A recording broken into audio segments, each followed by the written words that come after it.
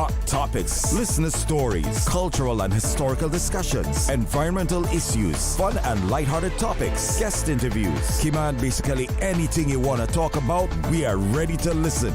Here's your guest host, Charles Glidden. Coming up next, we get an update from the Family Resource Center, the Earth Day turtle release, and we find out what Daryl Dakers is up to. Talk Today is next on Radio Cayman, 50 years strong. Stay with me. Talk Today is reminding you to avoid any statements or comments which are abusive, derogatory, malicious, or defamatory. Do not use indecent language or make any statement that is false or misleading. Call 1-800-534-8255, 949-6990, 949-8037, or WhatsApp us on 925-3261. And now, back to Talk Today. Good afternoon. Welcome to Talk Today. I'm Charles Glidden. Thank you for checking in and making me a part of your afternoon. It's a kind of rainy Thursday afternoon. And that was a good little rain we had this morning in the Georgetown area. You know, the plants and the grass, they loved having it. So did I. Yeah. That rain helps with the water bill when it comes to, watering the plants and stuff. My wife is a major plant person, right? Oh, she loves her plants. Sometimes I think she loves her plants more than she loves me. But those plants have to have water. Yeah, they need water, just like we do.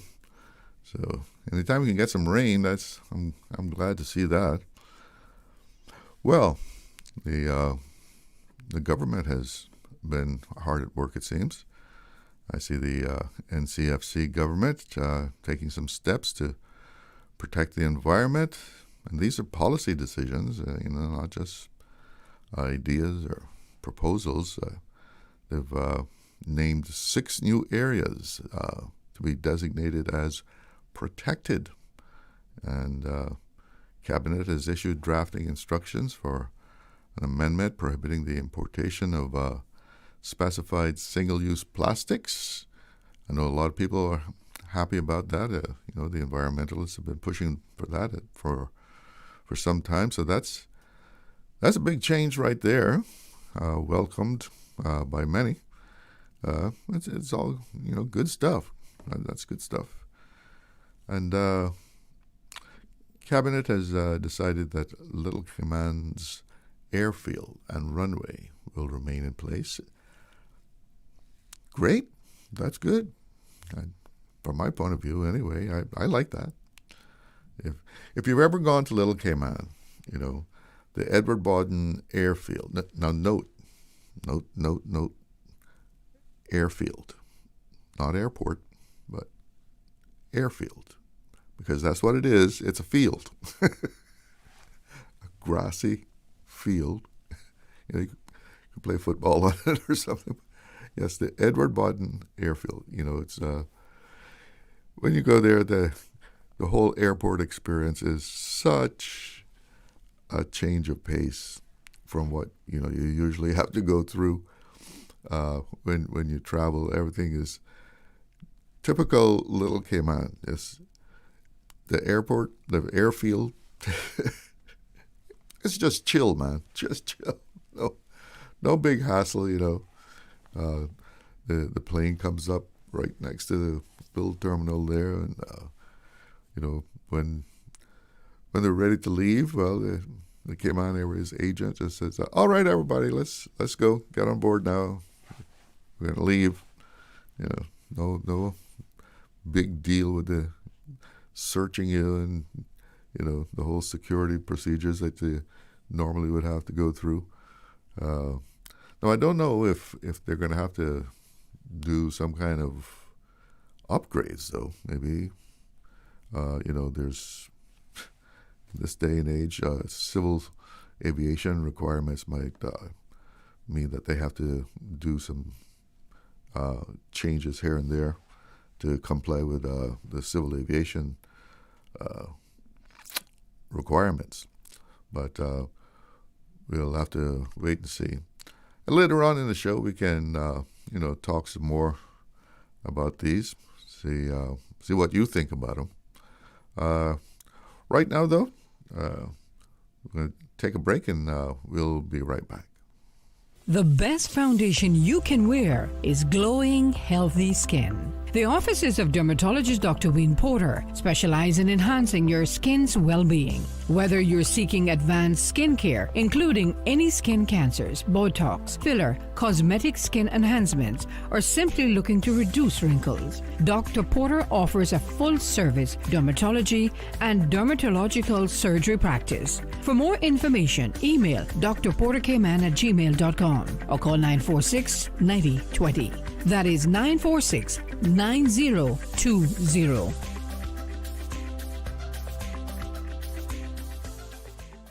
Cineco's parametric insurance after hurricanes is now available for motor policies. Fixed automatic payouts cover incidental vehicle expenses like fuel, cleanup, and minor repairs. No claims, no damage required. $200 for comprehensive policies or $100 for third-party policies. Available exclusively through Cineco and included with all new motor insurance policies and upon renewal for current policies. Visit cineco.ky today. Cineco, keeping Cayman covered.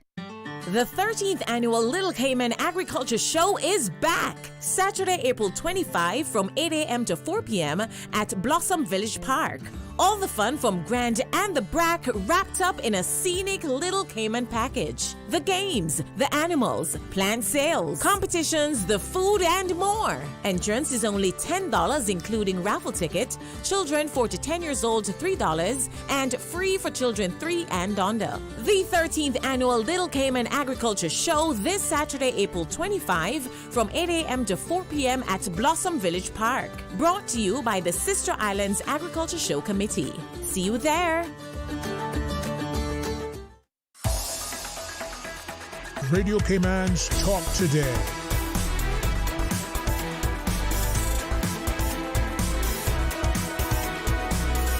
What is on your mind, Cayman? Welcome back.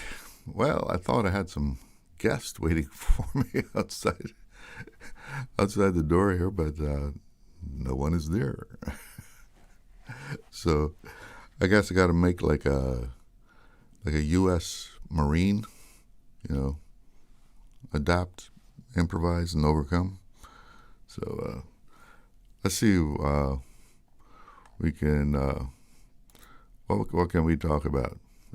If you don't know the numbers, we can get you on the phone here. 1-800-534-8255. That is courtesy of Flo. You can also reach us at 949-8037, 949-6990. And for all you WhatsApp folks, 925-3261. But at the top of the show there, I was talking about, the cabinet being busy the last few days here, it looks like. They've made some significant policy decisions. That's all good for the environment, environmental preservation, community infrastructure, and supporting the long-term economic resilience of the Cayman Islands. And let's take a little closer look here. So the Premier Andre Ebanks is quoted in here saying, our vision is clear to build a stronger, fairer Cayman where sustainable development, environmental responsibility, and economic resilience go hand in hand. The steps we are taking today reflect careful thought, meaningful engagement, and our duty to deliver lasting results for the people of these islands. And one of the things that they have done is to designate 6 new areas that will be protected. So I guess those areas, for everyone who is concerned about overdevelopment, those areas are going to be protected, from being having concrete poured over them.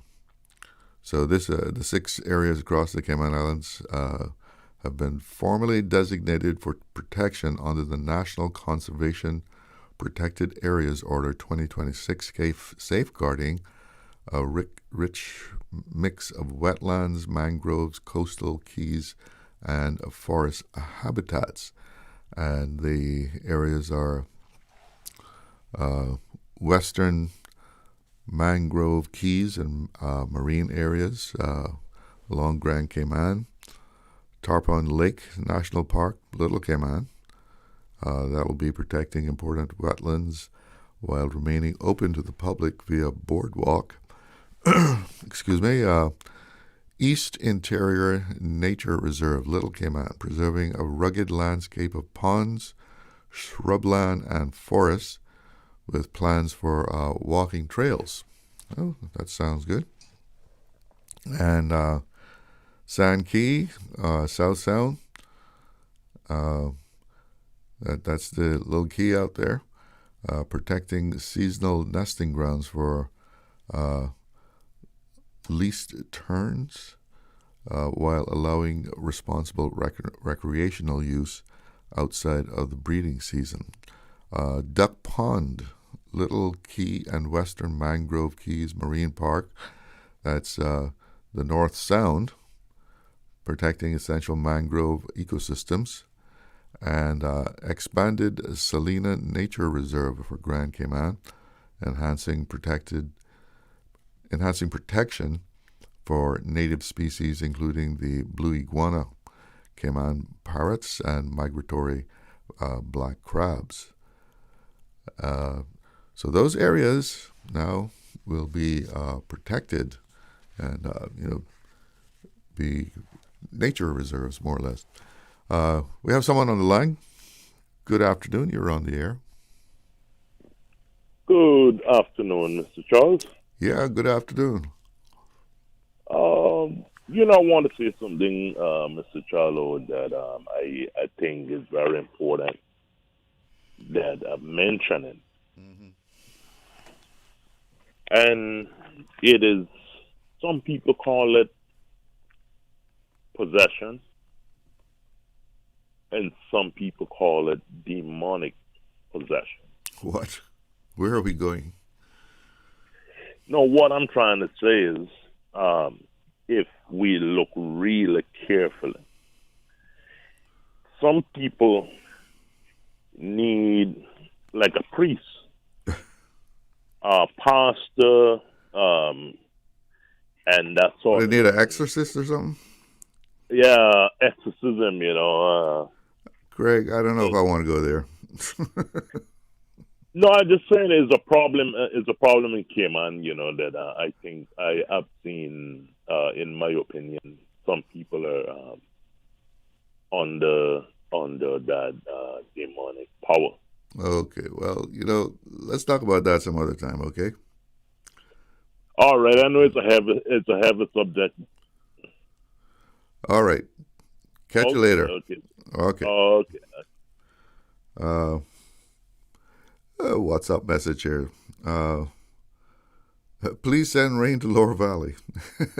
They didn't get any of that nice little rain this morning, apparently. Cayman Compass headlines will allow you to share some upgrade information. Re Little Cayman Airfield. Okay, so some upgrades are coming. Yeah, I'm looking at the release here that came out. So it didn't speak of that. Well, let's see what that says anyway. Because we're from my perspective, and I know a lot of people, we wouldn't want the Edward Wharton Airfield to get too sophisticated. It would be really out of character for Little Cayman, right? I mean, that's the place where they have the porch of no ambition. you know, let's see what's the report here. It says planned works will focus on meeting safety and certification standards. That's what I thought. Ending long reliance on regulatory exemptions. So yeah, they will have to do some upgrades in order to meet the civil aviation requirements. Let's see, do they actually balance safety and identity? This Compass report is what they're saying. Technical assessments have highlighted multiple issues on the existing site, including its short and narrow runway, proximity to roads and power lines, and a lack of standard aviation infrastructure such as lighting and taxiways. So they'll be doing some work there, but hopefully it'll just remain a very relaxed, kind of environment there. Because when you go to Little Cape, the minute you touch down, it's like you've left the world behind. The stresses and weight of the world have been lifted from your shoulders, and it's like it's just Little Cayman. The air is just filled with something that just makes you feel good, right? And we wouldn't want it to lose its character and the feel that it has. And but at the same time, requirements are requirements, and if you're going to be flying airplanes in there, I guess those exemptions aren't going to go on forever, right? So we got to do some upgrades there. So we'll wait and see what actually develops there. Going back to this report here, we talked about the 6 areas that are now protected. Also, the Cayman Brac Lighthouse and the surrounding bluff, which is like 125 acres, is a historic and ecologically significant site that will be protected also. And we're going to be going through an exercise in June, apparently, from what this is saying.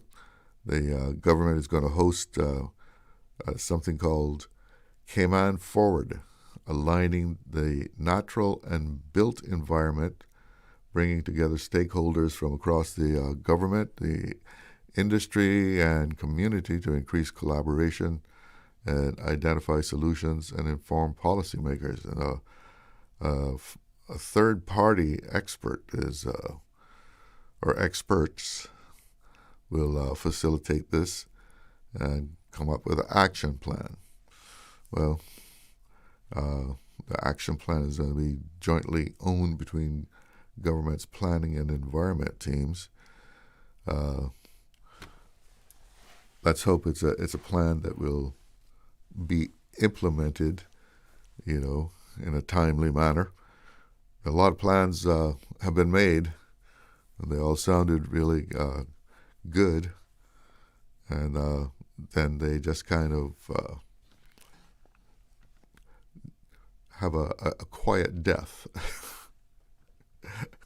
They are talked about for a little while, and then they kind of fade away. But let's hope that's not the case with this one. The government seems pretty serious about what they would like to do here. So, and it also, from what I'm reading here, it sounds like something that, if you are concerned about this is something that you want to make sure that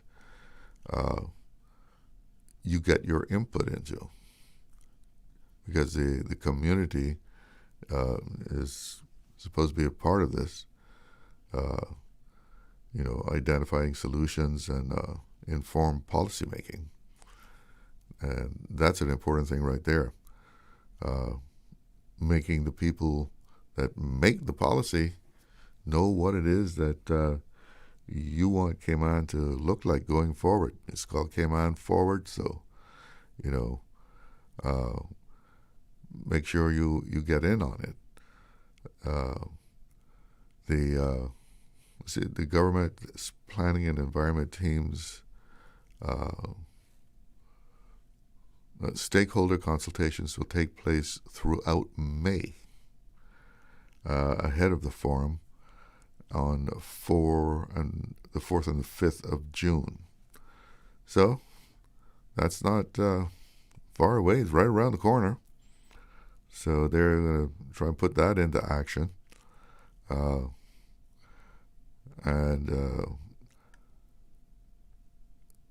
a lot of people are sure to be happy about this single-use plastic ban. We've heard a lot about it, and many places have actually put it into law, banning single-use plastics. And we are now at the stage of drafting instructions. The government has confirmed that drafting instructions have been issued by Cabinet, and the whole idea is to prohibit the importation of specific single-use plastics, and they're going to do that through amendments to the Customs Tariff Act and the issuance of a Customs and Border Control Prohibited Goods Order. The initial phase will target 8 commonly used items, and they include small plastic grocery bags. So they are on the way out. Although I guess you might say they got used more than once. A lot of people use them for trash, right? Anyway, on the list of banned plastic items, one-use plastic items, grocery bags, plastic straws, and polyester containers. And they'll be taking engagement with stakeholders to ensure that businesses, residents, and industry partners are consulted ahead of the implementation of all this. I know some places have already given up, especially like some grocery stores, right? They have given up the plastic bags, turned to paper or some kind of cloth, fabric type of grocery bag. They charge you for it, but I guess that costs more than a plastic bag that they can kind of swallow the cost of a plastic bag. But good for the environment anyway. And that landfill, if you use recyclable bags for the grocery, and I see a lot of people, quite a few people now carry bags to the grocery store, and they're conscious of this. And the landfill, we all know that's a big problem, as has been demonstrated. And those bags, take up space. Over time, it all adds up. And the thing about those plastic bags, they don't go away. At least not for a very, very long time. They don't biodegrade like paper. At least if you throw paper in there, over time it will biodegrade, but even that takes up space for a while. So all this will help even with the landfill. And, that's a whole topic in itself, right? Because we have to deal with that, because that's something that's not going to just go away by itself, that's for sure. And in this release from the government,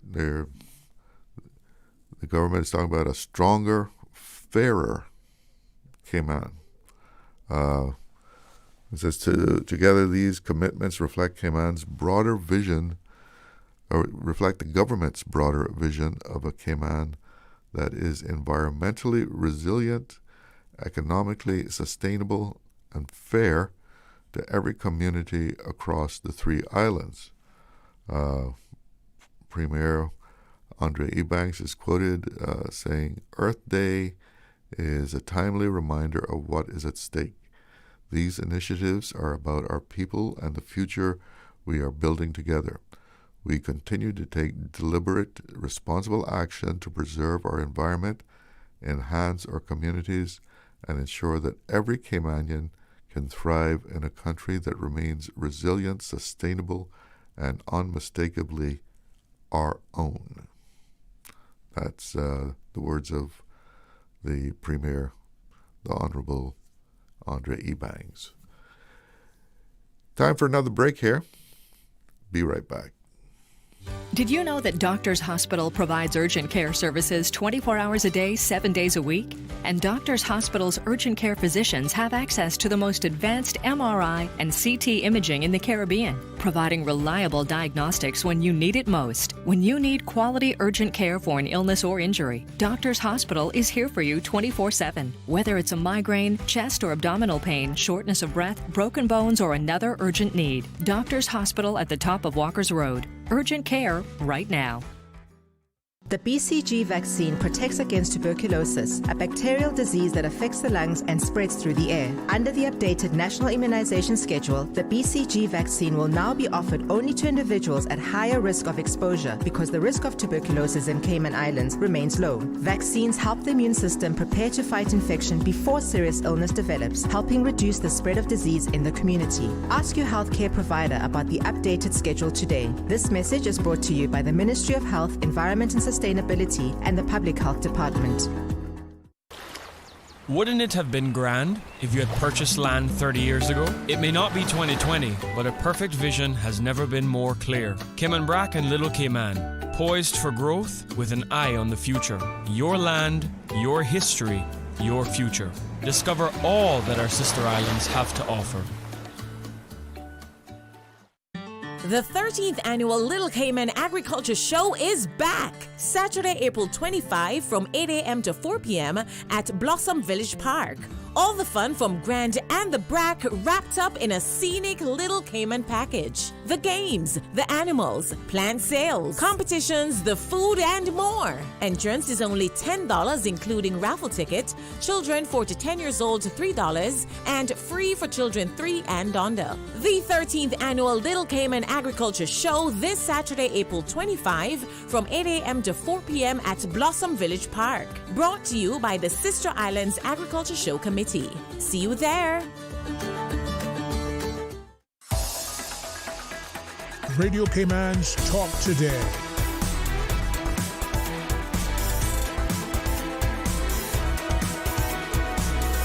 What is on your mind, Cayman? Welcome back. Well, the police have released their 2025 crime and traffic statistics report. And just recently, of course, we had a robbery downtown at a jewelry store, and but I mean, right down in the middle of town. But all the cruise ship passengers around, broad daylight, pretty daring stuff, and reports say they've arrested some people in connection with that, but the jewelry store manager down there is saying more police presence, and apparently they are looking at actually having some sort of substation now downtown. But yeah, I mean, when that kind of thing starts happening, Not good for tourism, for sure. Not good for anybody. Not good for the jewelry stores. Not good for people working downtown, for that kind of thing to be going on. So, and it's not the first time that it's happened.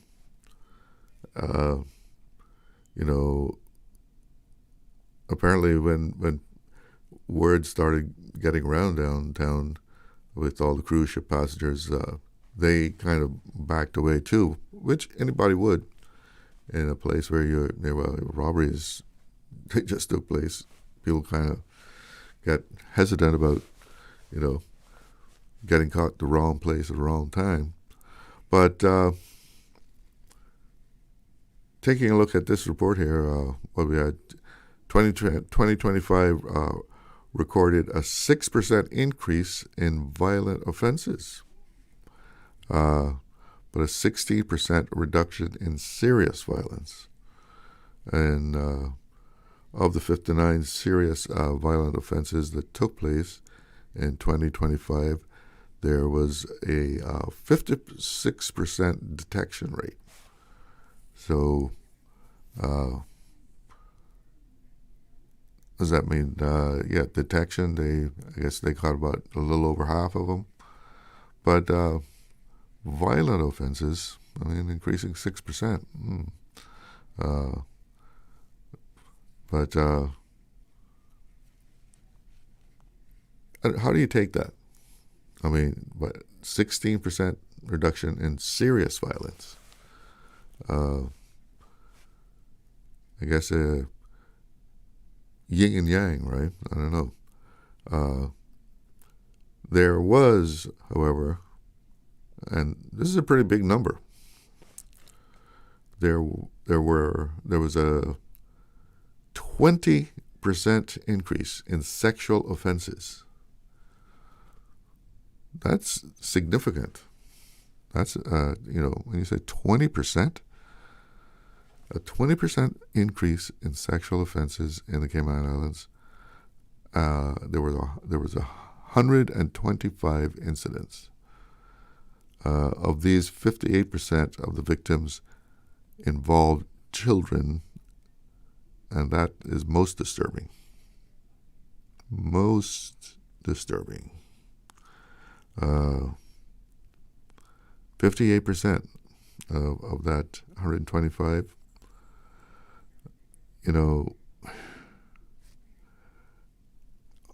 All you can do is, gosh. When sexual offenses are involving children, you just can't wrap your head around why people do that. And to see this spiking now in 2025 in our community, is really alarming. It sends off and raises all kinds of red flags, because that's a number that is simply, as they would say, not acceptable. Over half of the 125 incidents involved children.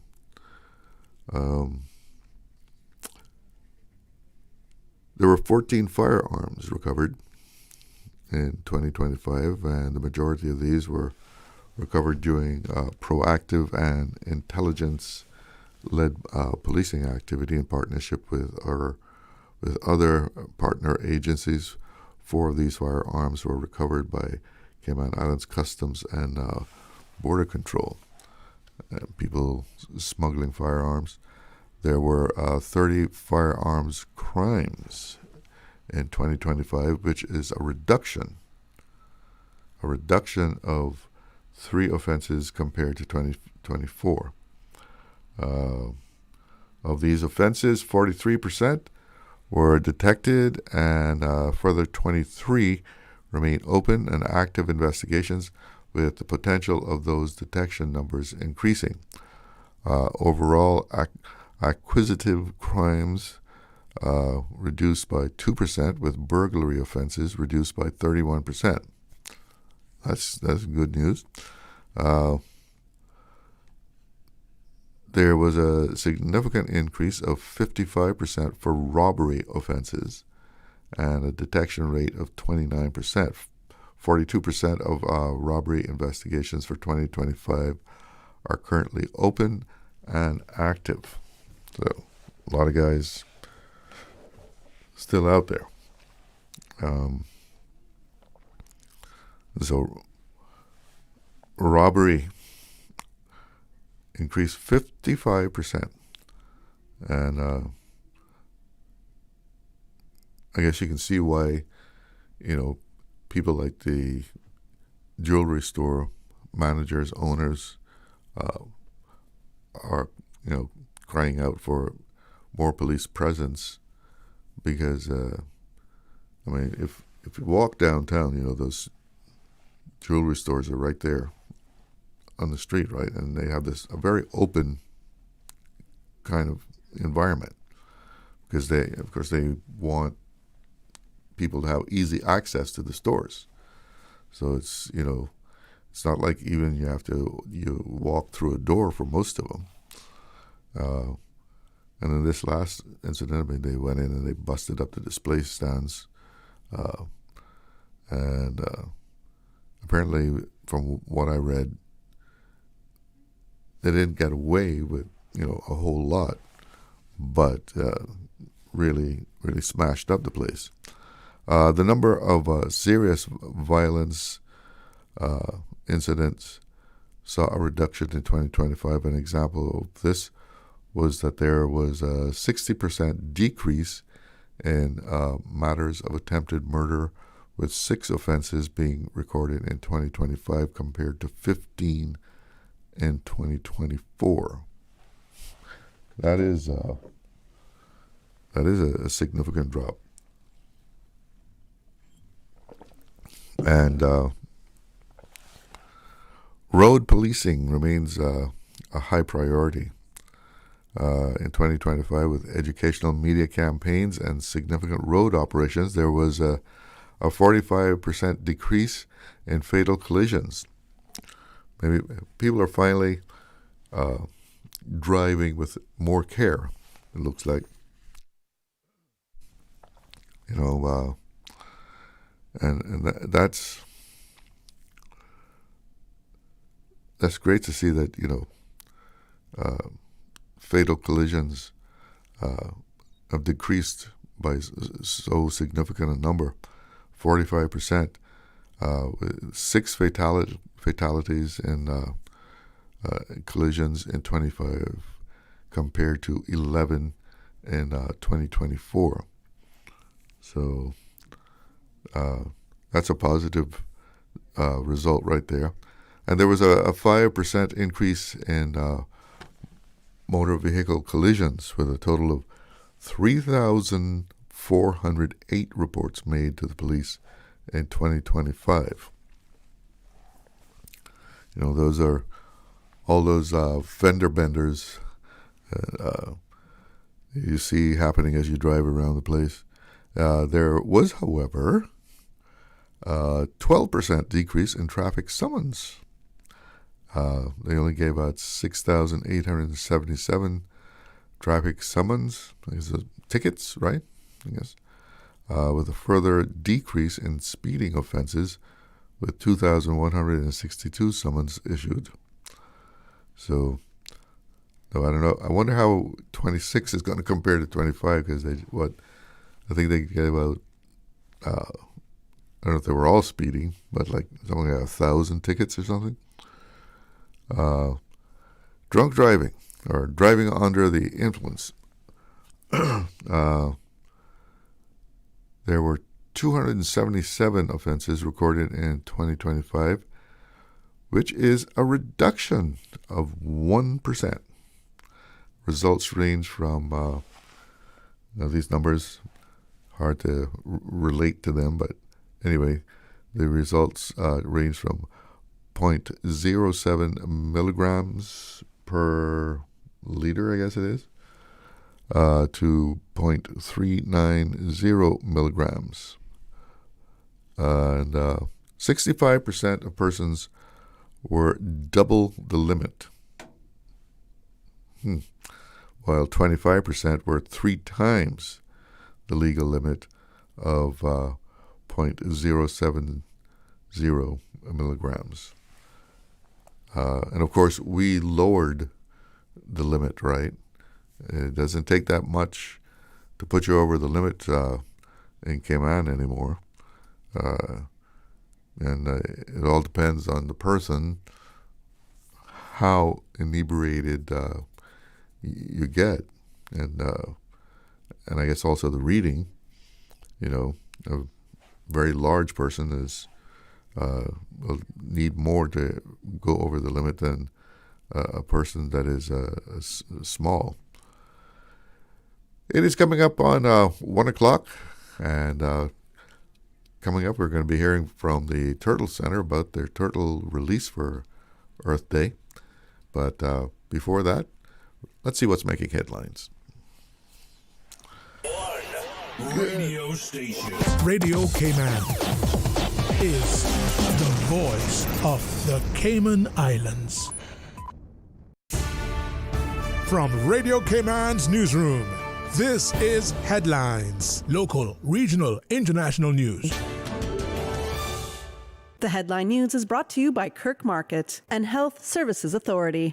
You're invited to the Beacon Farms Golf Tournament at the North Sound Golf Club. It's taking place tomorrow afternoon. There'll be golf prizes and community, all in support of Beacon Farms and its work providing employment and training in agriculture for Caymanians in recovery. The event starts at 12 p.m. tomorrow, again at the North Sound Golf Club. In international news, U.S. forces have boarded a ship carrying Iranian oil in the Indian Ocean. Meanwhile, Donald Trump says the U.S. has, quote, total control over the Strait of Hormuz and says they will, quote, shoot and kill any boat laying mines there. Israel's defense minister says they're preparing to renew the war with Iran if the U.S. gives the green light and threatens to return Iran, quote, to the dark and stone ages. Earlier, the deputy speaker of the Iranian parliament said Iran had received the first tolls from shipping in the Strait of Hormuz. He did not say who paid the tolls or how much they were for. Trump has previously threatened to target any ship that paid a toll to Iran. Yesterday, Iran attacked 3 cargo ships as they tried to pass through the Strait of Hormuz and claimed it seized 2 of them. And Warner Brothers Discovery shareholders have approved the company's $111 billion takeover by Paramount in a deal that could drastically alter the media landscape. The deal would see Skydance owner Paramount take control of all Warner Brothers titles and channels, which include Harry Potter, Game of Thrones, and news network CNN. Those are your headlines. I'm Karsley Fuller. Radio Cayman. More news available at www.radiocayman.gov.ky. Check out our social media pages: Facebook, YouTube, X, formerly Twitter. Radio Cayman Headline News.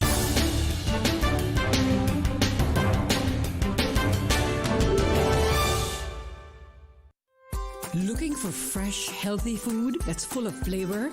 Then you've got to visit Kirk Market. Our dishes are made with fresh, high-quality ingredients. Enjoy vibrant mixed greens or satisfying pasta salads. Or try one of our delicious grill options like blackened chicken, spicy beef steak, or grilled salmon. Looking for something light and flavorful? We've got sushi rolls and poke bowls prepared daily.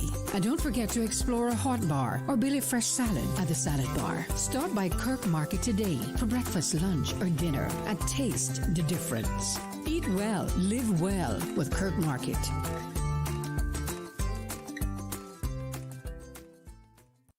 At HSA, we strive to provide the highest standard of care with compassion, integrity, and dedication. And so we say thank you, Cayman, for continuing to make us the most awarded organization on island by voting us the best of Cayman Islands in 9 medical categories. Your support reminds us why we do what we do, to serve the Cayman community with kindness and excellence. To find out more about our award-winning services, visit hsa.ky.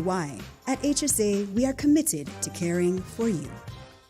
Radio Cayman is pleased to feature this special Sister Islands historical vignette brought to you by the Ministry of District Administration and Lands. Explore your history, explore your land, explore your Sister Islands. Captain Keith Parker Tibbetts, MBE, JP.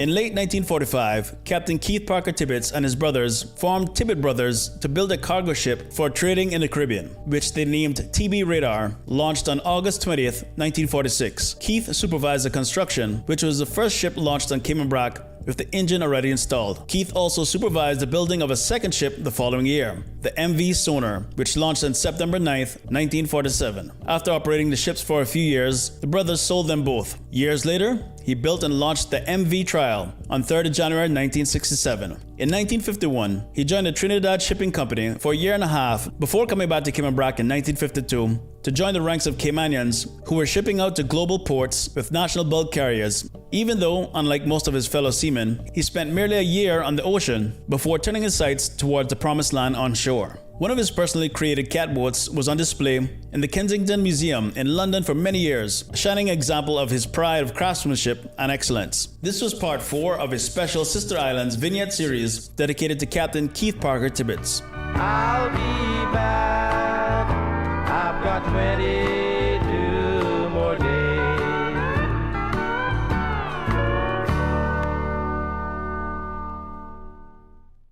Radio Cayman is pleased to feature this special Sister Islands historical vignette brought to you by the Ministry of District Administration and Lands. Explore your history, explore your land, explore your Sister Islands. Social media, X, formerly Twitter, Facebook, Instagram. Interact with our talk shows on YouTube. Download our official Radio Cayman app, or you can log on to our website, www.radiocayman.gov.ky. You can also add us to WhatsApp on 925-3261. All the latest information, breaking news, community events, and more. Radio Cayman. Radio Cayman's Talk Today.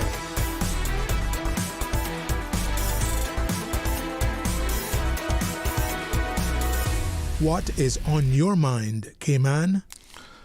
Welcome back. Taking a quick look at the weather conditions. 84 degrees here in Georgetown. It feels like 90. And the wind is out of the, winds out of the east-southeast at about 8 knots. And today's forecast is calling for scattered showers. And that's the forecast going straight into tonight. And winds expected to be at 10 to 15 knots out of the east. Seas moderate with wave heights of 3 to 5 feet. Sunset at 6:44. And taking a look at the weather here, the weather radar at the 30-mile range. Yep, got some pretty big patches of rain in our area. As a matter of fact, it looks like a good little size one headed straight for Grand Cayman. And over in the Sister Islands, much more clearer over there, but still some rain in the vicinity. Well, the Cayman Turtle Center is back with us today, and they're here to tell us about their Earth Day turtle release. That's, of course, a program that has helped to repopulate the waters of the Cayman Islands. And joining me now are Stephanie Reyes. She's the marketing manager at the Turtle Center. Dr. Navi, the veterinarian there. And Shauna McGill, the assistant curator of educational programs. And she's also the turtle release coordinator. Ladies, good afternoon. Good afternoon. Good to have you here. Thank you for having so, us. when is the turtle release going to be? So it's going to take place on April 30th. Just get a little closer to that mic for me. It's going to take place on April 30th at 10 a.m. at the Governor's Speech, and it is free and open for everyone. The whole public can come out and see us release a turtle. So what's going to happen there? So at the event, we'll be having our Ms. Shauna or Mr. Gaddis possibly give a talk about the work that we do at the center and a little bit about Earth Day. And after that talk, then we will be releasing 2 turtles into the water, and everyone can come and view them be released and go into the water. we use this Earth Day release to promote what Earth Day is about. The theme of Earth Day this year is Our Power, Our Planet. And it's kind of giving a message that direct participation should be involved from members of the public. So usually for Earth Day, people think of groups doing initiatives, but they're trying to say, no, one person can make a difference. So in that release, we'll be talking a bit about Earth Day and how turtles make a part of, the ecosystem and the part they play in keeping our water healthy, our reefs healthy. So is this an opportunity for school children to come? Oh, absolutely. It's available to everyone. We always invite schools to come out and participate. I haven't heard of any schools coming as yet, but usually we do have a few schools that come out and to experience our Earth Day release and our public releases in general. Well, tell us about, the importance of this release. And people might say, oh, it's just two turtles. Mm-hmm. But that helps, right? Yeah. Two turtles have an important impact. So the species we work with is the green sea turtle, but all species of sea turtle are considered a keystone species. So they help keep the marine environment in balance, and without them, it would sort of fall apart. So green sea turtles are one of the largest marine herbivores. So they act as lawnmowers of the ocean here in the Cayman Islands and across the world, keeping seagrass beds healthy and also coral reefs healthy. But then also if we look at the hawksbill sea turtle, those are spongivores, so they primarily eat sea sponges. So by eating those, they help keep coral reefs healthy too, because sea sponges compete with corals. And then loggerhead sea turtles are carnivorous, so they like eating things like mollusks like conch and also crustaceans like lobsters, crabs, and shrimp. And they're important nutrient recyclers. So by eating these hard-shelled animals and breaking them into smaller pieces, they help speed that process up in the ocean. So how much of an impact do you think over the years you've made with this turtle release? Yeah, so since our start in 1968, we've released over 37,000 green sea turtles into the wild, and that's a mix of different types of releases. So whether we're talking about releasing hatchlings into the wild or whether releasing head-started turtles like the turtles at the Earth Day release will be, has definitely helped. I mean, we've gone from a handful of green sea turtle nests to now seeing upwards of 600. And through scientific research, we know 90% of the turtles that nest here in Grand Cayman are related through our release programs. So they've come back to reproduce, which is much needed. Where do they nest? They nest all across the island.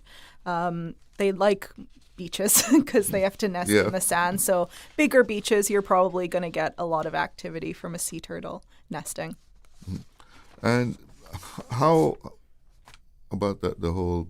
I know every once in a while you hear someone is arrested for poaching, or you hear about people poaching. Mm-hmm. How much of a fight is that for you? What challenge? Poaching is still active and present out there. Recently, a year ago, I was called by the Department of Environment to help with a turtle that had been poached. And they caught the people who were poaching the animal. So we tried our best to stabilize that turtle and try to do some further diagnostics on the turtle. But unfortunately, that turtle died. And we assisted in doing a necropsy, which is where we open up the turtle to find the cause of death. And what we saw was that the apparatus used basically punctured the lung of the turtle. So the turtle did not really have a chance of surviving that. And in opening that turtle, we also learned that it was a juvenile female because she had very immature follicles. So basically by poaching that one turtle, generations of turtles were taken out.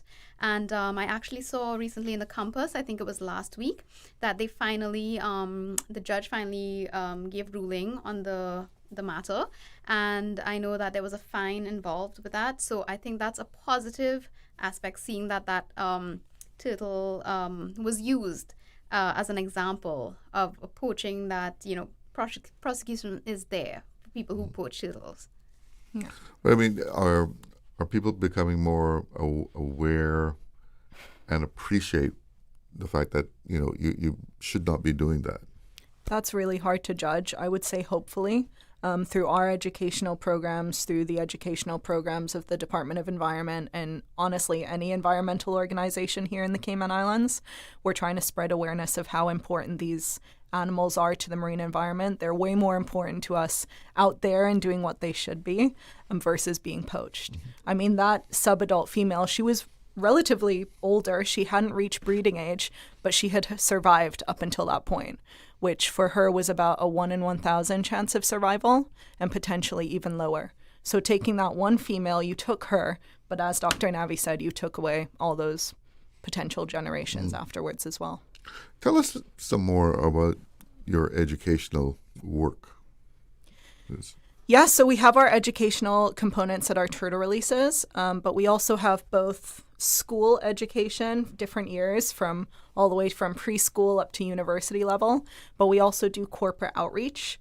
So we do work a lot with the schools, whether they're coming to our center for a tour or a presentation, or whether we're going to them and giving them a presentation. But even though we're educating the future generations, we need to be educating the current generations as well. So our education programs department has an ACT Talk series, which is more catered towards adults. And there are 4 different presentations, 2 fully completed, and then the other 2 are very close to being completed.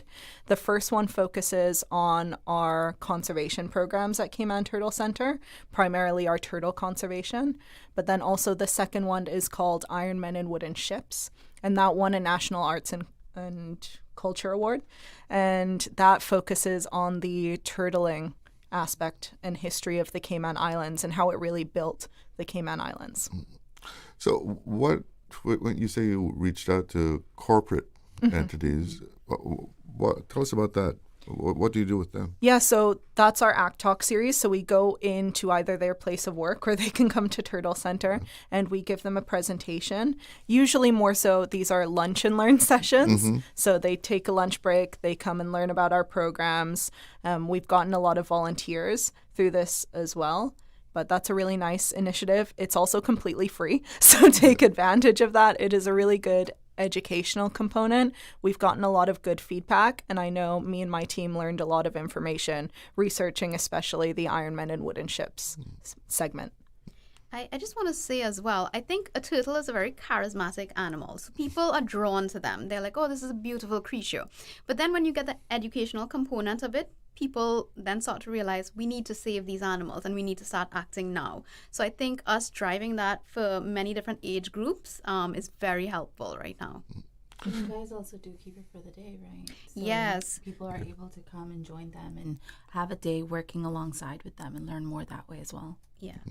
So the volunteers are increasing because of the outreach that you do. Oh, absolutely. Our volunteer program has definitely increased, whether that's coming to the center and helping us with health checks with turtles in our lagoon, or whether that's assisting us with turtle releases, or even doing animal enrichment with our turtles. So we have people come in and help us put together some lettuce feeding devices for the turtles as well.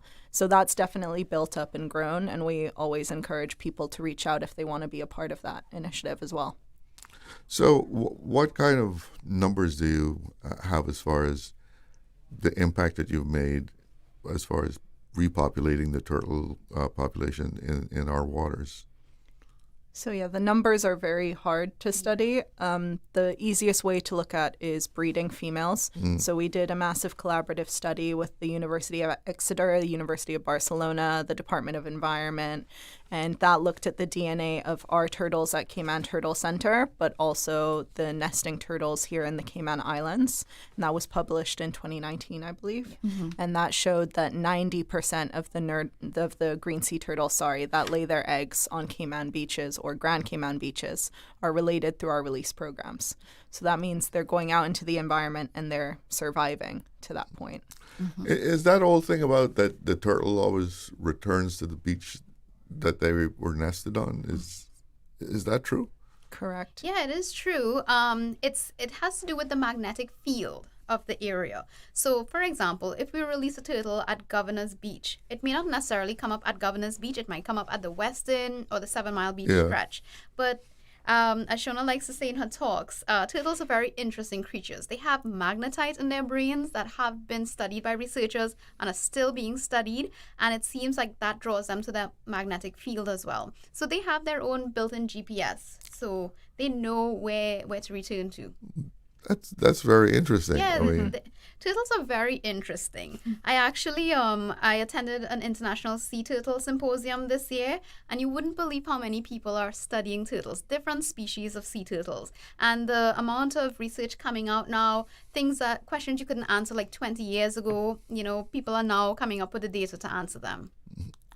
so I mean, They have, like you say, their own GPS. I mean, is it understood by scientists, or they're still trying to? They're still trying to figure them out. I mean, for example, satellite tagging turtles. You're trying to track where they're going, where they're coming back from. For example, the leatherback turtles right now. I'm from Trinidad, and the leatherback turtles are coming to Trinidad to nest, but they're coming all the way from Canada, from Nova Scotia, and they're tagging them there, and then they're ending up in Trinidad. How does that work? They're still researching all of that. How are they navigating those waters to come back all the way to the Caribbean?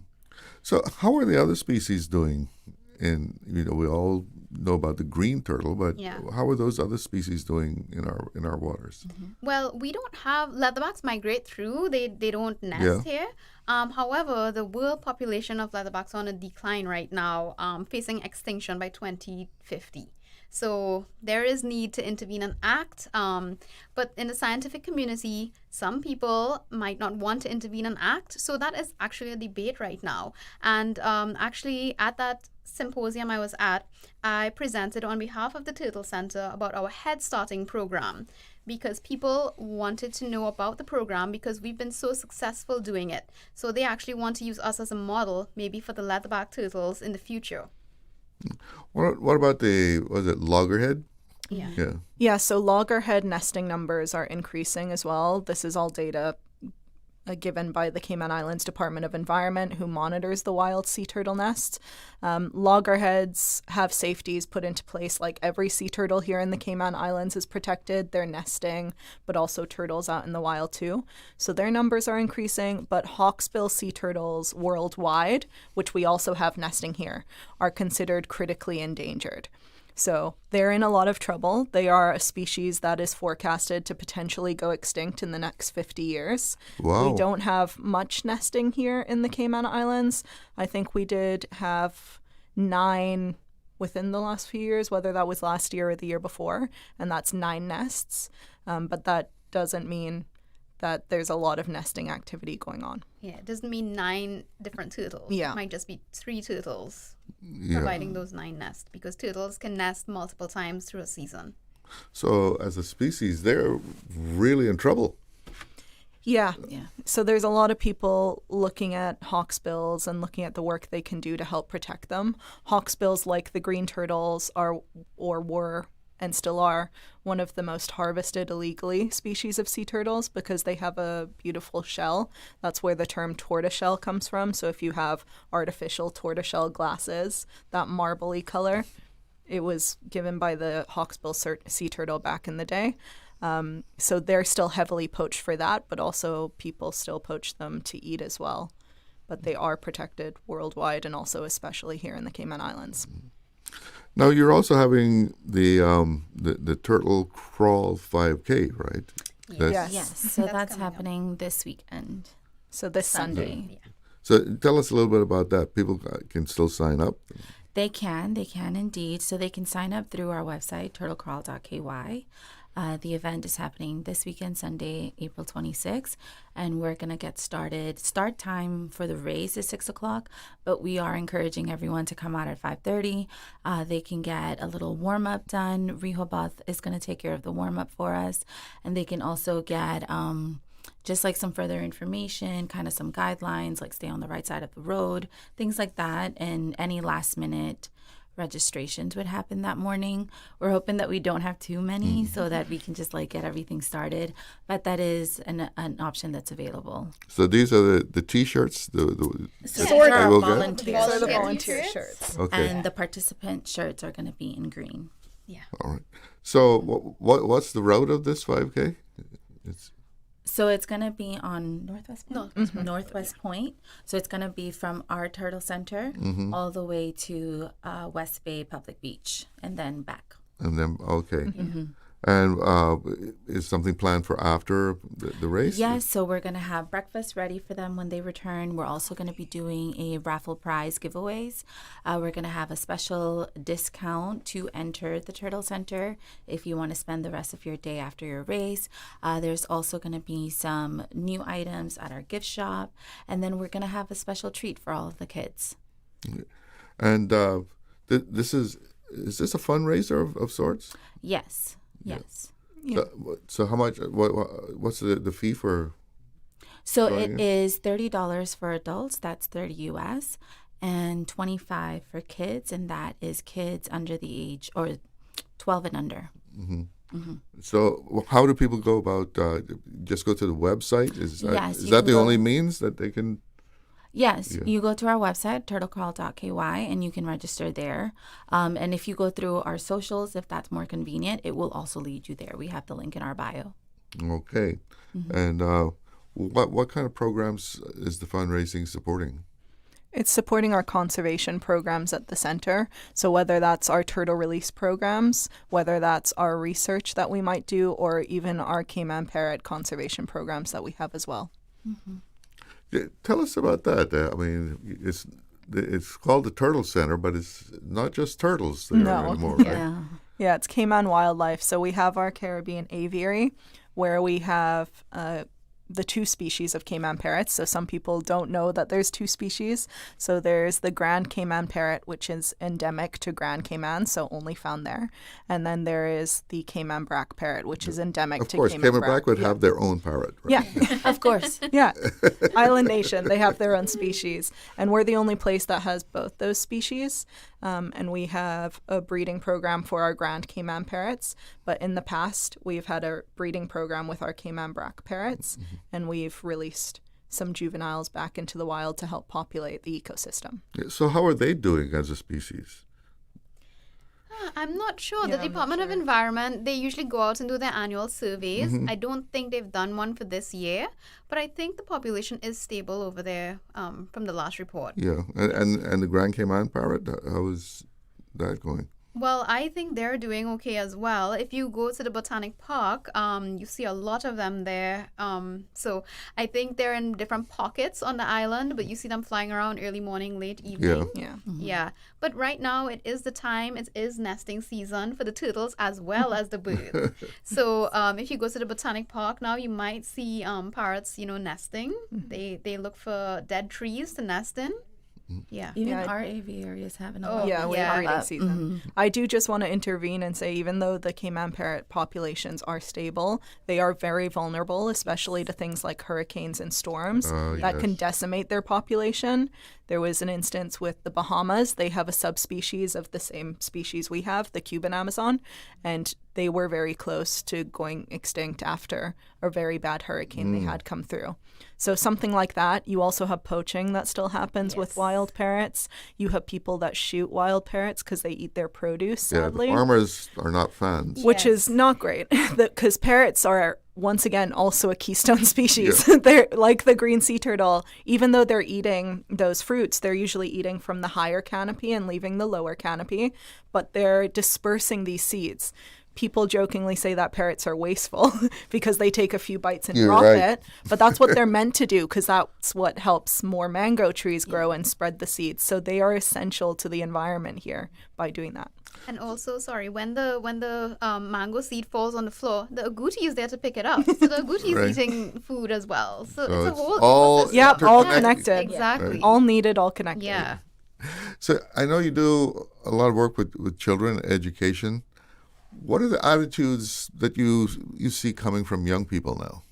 Yeah, so I personally love to see it. We have a lot of young people that are very much aware of the environment. I mean, I started off young. I cared about the environment, cared about animals, but seeing younger generations be even more passionate. I love to see it. There's a very popular quote, and I'm going to butcher it, but it's something like, you can serve what you love what you understand, and you understand what you're taught. So we need to really share the message of how important the environment are, and these young kids are very passionate about it. They're the ones that are going to inherit it at the end of the day after all of us are gone. So it's really lovely to see that and see how passionate they are. So let's get the pertinent information Yes. once more. So we have our Turtle Crawl 5K this Sunday, start at 6 a.m. And then we have our Earth Day turtle release happening on April 30th at 10 a.m. on Governor's Beach. Okay, and all are invited. All are invited to both. And I just wanted to chip in that for the turtle release, we just wanted to thank Cayman Airlines for sponsoring, as well as Vagabond. You know, they're the ones that help us put these things on. So we're very happy to have them on board. Yeah, sponsors are very important, right? Sponsors make the world go round. Very grateful. Okay, well, thank you all for coming in, and I hope all goes well with your events. Thank you so very much. Thank you for having us. Yes. My pleasure. Well, we're going to take a break, and we'll be right back. Accidents and illnesses can strike without warning. Ouch! When it comes to urgent care, every second counts. At Doctors Hospital, we have a dedicated team of experienced doctors and nursing staff available to you 24 hours a day, 7 days a week. Don't waste time in an overcrowded emergency room when you need urgent care. Whether it's a broken bone, a severe infection, or a sudden illness, trust in Doctors Hospital's unwavering dedication to providing the best immediate care. For complete urgent care when you need it the most, choose Doctors Hospital, located in Georgetown, 16 Middle Road. Capella Music Festival 2026 takes over Camana Bay Saturday, April 25th, featuring T.I., Robin Thicke, Idonia, Walshy Fire, Problem Child, Spencer Crandall, Nicotine Doll, Ziggy Ziegler, DJ Stax, and more from 12 p.m. to midnight. Get your tickets now at capellamusicfestival.com. Presented by the Cayman Islands Department of Tourism and Camana Bay, and supported by Ministry of Youth, Sports, Heritage and Culture, Track, Flow, and the Ministry of Tourism and Trade Development. Let's hear it for your Wildcat cheerleaders. Aunt Angie, weren't you a cheerleader? The best in the Western Hemisphere. Until I attempted that switch kick, double twist roundhouse. Huh? Exactly. I must have been in the air for 20 seconds before I fell into that snare drum. I set a world record, though, and thankfully I could trust the CG Medical Portal with my claims. All 37 of them. The CG Medical Portal. Safe and secure. CG Britcay. Good like that. This April 25th, join Triple C School for a night of joy, celebration, and giving back. It's the Faith to Soar at 84 Celebration Gala at the Family Life Center on Academy Way, Georgetown. Seating starts at 6:30 p.m., so arrive early. Enjoy a delicious Cayman-style menu with fish, turtle, conch, chicken, and Cayman-style beef, plus all the trimmings. Be ready for amazing performances by the UCCI Performing Arts Ensembles, Triple C Band, and Choir. And don't miss your chance at spot prizes. Tickets are just $100, smart casual attire, and all proceeds go towards the Triple C Scholarship Fund. Come celebrate 84 years of faith, community, and excellence, because together we soar. Happy 50th anniversary Radio Cayman. What an enormous legacy that has been made by Radio Cayman. God bless all of the employees, past and present, that have made Radio Cayman special. So as we celebrate this 50th anniversary, as we celebrate improvements and renovations to Radio Cayman, let's be thankful for the first 50 years, and Lord willing, ingenuity willing, collaboration willing, another 50 for Radio Cayman. Happy anniversary. Radio Cayman's Talk Today.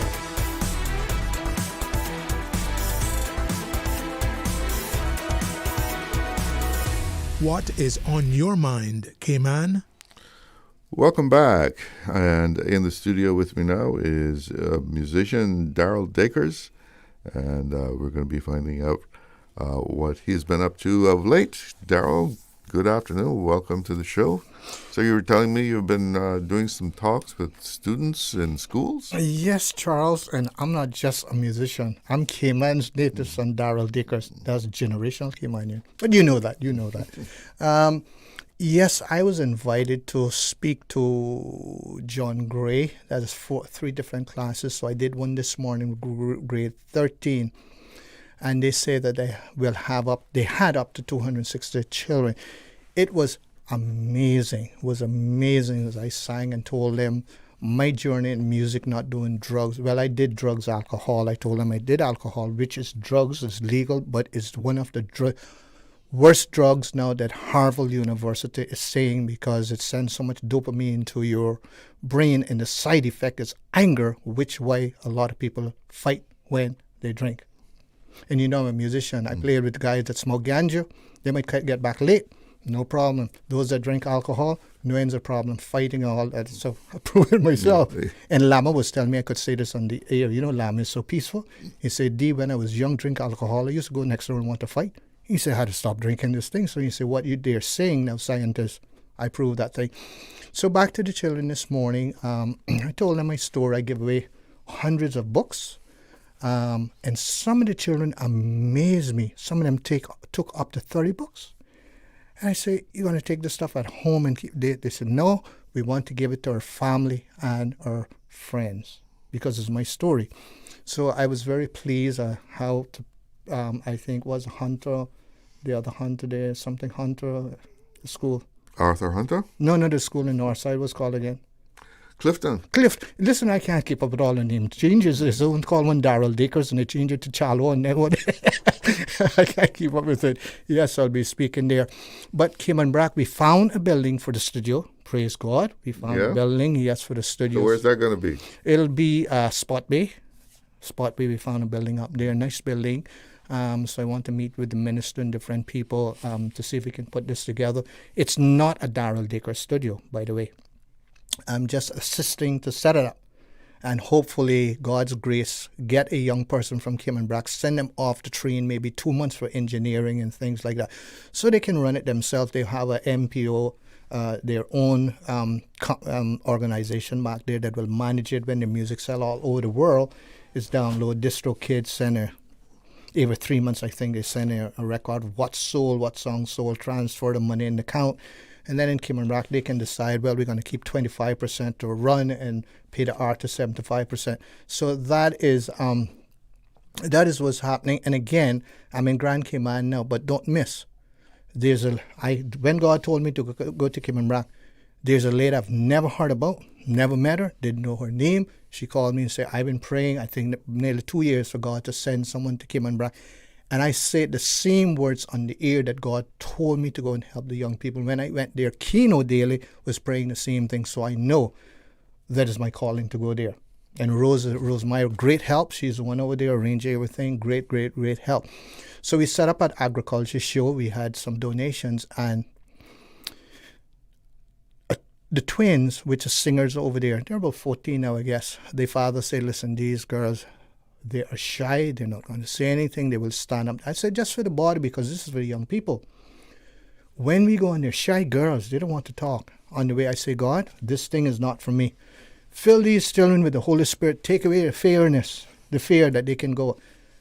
Those children came to the booth and said, listen, can I have some books and go and give away? They went and talked to people, gave them away and brought back donations. And I say, holy smoke, God, you're good. Because they're very, very timid and quiet. So this next weekend, God's willing, I hope we book the Alexander Ballroom. They have 45 chairs, and we're sending out invitations because it'll be refreshments to see how many are coming. But we're going to invite some elder people also, like Keno and people like that, to get some impact. And it's their night to talk, because the young people are telling me, we just want to talk and you listen. Government, you hear what the young people say.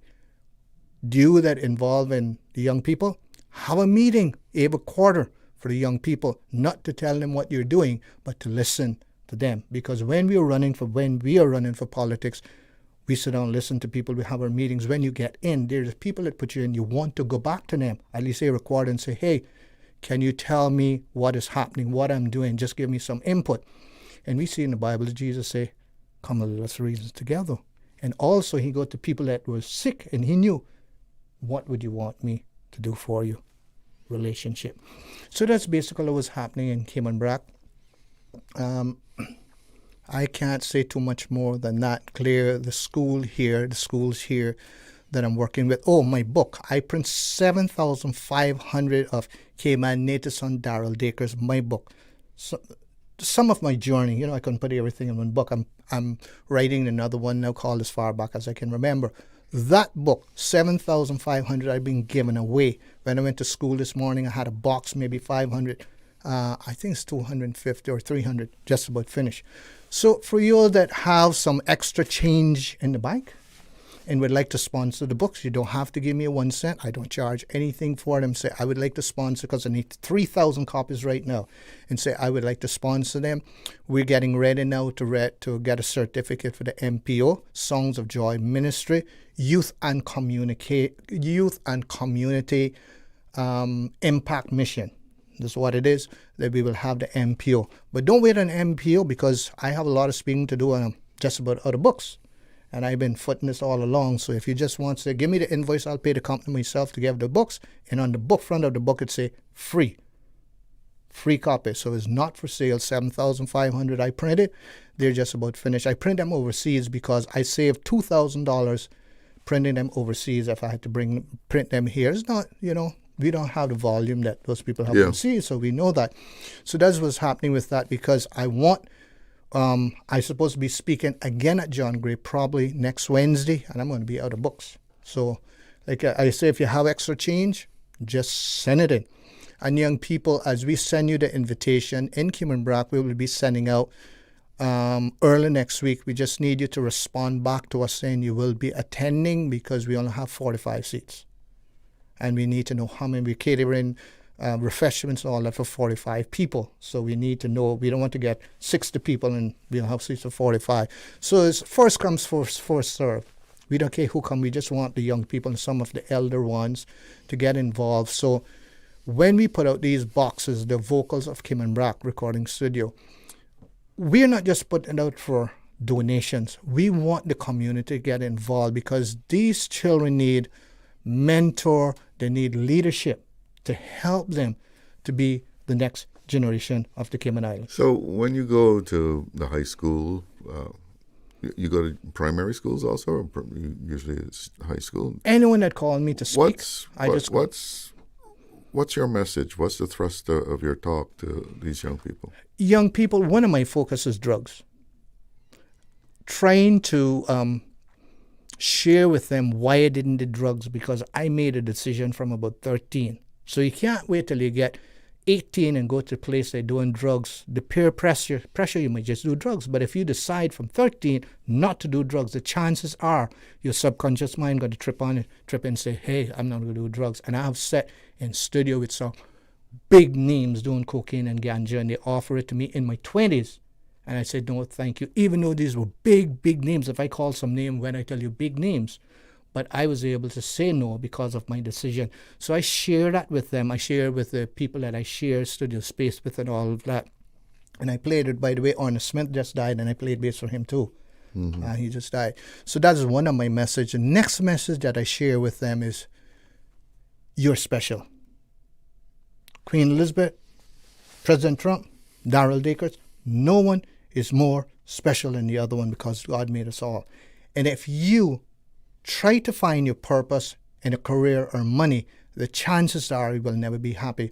But if you find your purpose of who you are, who made you, then you don't have to worry about wearing a $10,000 watch to feel important. You can wear, like me, $20 watch or what's called. Mm-hmm. And that is another message. Another message that I share with the young people, find your gift. Find your gift. And I give them a formula which I've learned by doing psychology and counseling, a formula that you use to find your gifts. How you write it down, how you start putting them in categories and putting down to about 3 and looking at the most important ones. I share that with them as well. What else I share with them? I also share with them, I guess you can't say it on the radio, intimacy, if you want to use a better word, in the brain, what it does to the brain before marriage if you get intimacy. That is proven by scientists, but you go back to the Bible, it's right there, especially females. So that is information that I study and get more knowledge that I share with, and I share with some adult girls, and they say, I can't believe this. and then start understanding that. And the chances are a lot of the teen girls understand this will not be pregnant before marriage. The Bible says, my people perish for lack of knowledge. So we have to give them knowledge, but the young people, we have to listen to them. This day is gone about sit down in the corner and say nothing and don't question me. That was wrong. Or people meant well about it, but the children have to talk. Mom, my stomach is hurting. Oh, just sit down there. No, it's hurting. Let me talk to you about it. Otherwise, you're feeling depressed. Why are you depressed? But the reason why it is not happening, Charlo, is not that people are bad. They don't know themselves. Because my parents didn't know the stuff I'm telling you about. But they did the best they could with what they had. And they did very good. But now we are learning. We are in a different era. And you find that Daniel chapter 12, verse 4, say, knowledge would be increased. Time you get the revelation, it doesn't say knowledge. It say wisdom and understanding. Otherwise, they say in the last days, you have all this knowledge, but you don't have the understanding. And that's what's happening. So, a message that I send out to people, we go overseas and getting help from these people, psychologists, that and that. And when you go over there, they're more messed up than us. So when you go and I'm not saying don't go and talk to these people. Our forefathers had this thing, man. Just they didn't have the scientific evidence. And we have come a long way, so you need the education. But let's see what we have. Don't go to the Bahamas. Don't go to display find out what they're building over there and what they're doing. Hey, let's do it here. It worked. And we are still one of the nicest places in the world. And they're not. I'm not saying that by him, it's right, but I'm just saying what I'm hearing from tourists. So why are we going to these places and trying to bring their things here to see if it can work? And what we have is working. We can improve it, but it's working. So we have to get back to the basics, Charlo, common sense. When I was growing up, you heard about educated fools, because you can go to school and get all. And by the way, this is what came back, young people. I was thinking about marketing and stuff. Some people tell me, well, this is the format for the era in marketing. I say, but you go to school and they're teaching everybody that same style. So if I give you a basket of mangoes, and all the mangoes look alike, which one are you going to take out? But if you see one mango that's different, so Daryl Dickers want to be different. My mango must be different. So I learn from the schools, but it's not necessary that what they are saying is 100% right for everybody. Your time, Charlo. We'll be right back. Did you know that Doctors Hospital provides urgent care services 24 hours a day, 7 days a week? And Doctors Hospital's urgent care physicians have access to the most advanced MRI and CT imaging in the Caribbean, providing reliable diagnostics when you need it most. When you need quality urgent care for an illness or injury, Doctors Hospital is here for you 24/7. Whether it's a migraine, chest or abdominal pain, shortness of breath, broken bones, or another urgent need, Doctors Hospital at the top of Walker's Road. Urgent care right now. Explore your history. Explore your land.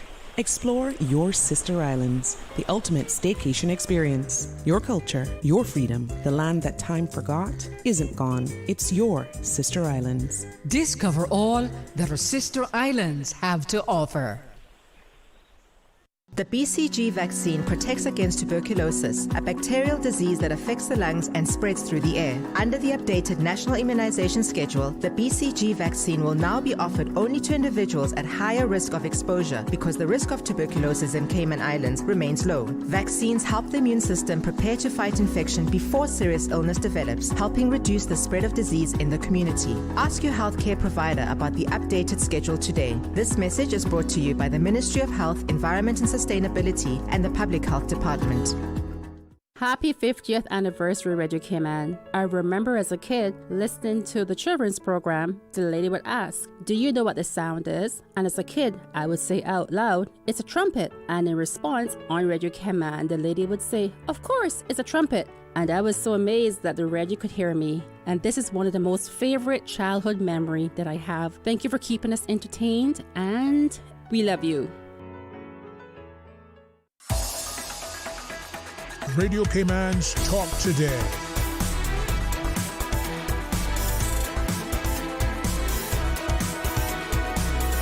What is on your mind, Cayman? Welcome back, and I'm talking with Daryl Dakers. You said you speak to the students in high school, and you also was saying that it's important that we hear what they have to say. Very important. So what do you hear back from them? But before I go there, the ad you just did about when this youngster was growing up and hearing the children's story, how can you have that ad and don't say Uncle Chalo?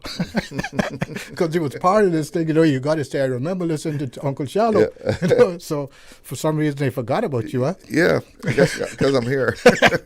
So coming back, what I'm hearing from the children, the main thing I'm hearing from the children, and then what I discover, you all need to listen to us and don't condemn us.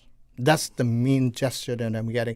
But what I'm finding out, they need moral leadership as well. Because in listening to them with the experience we have, we can mentor them with that experience. Will they take in everything? No.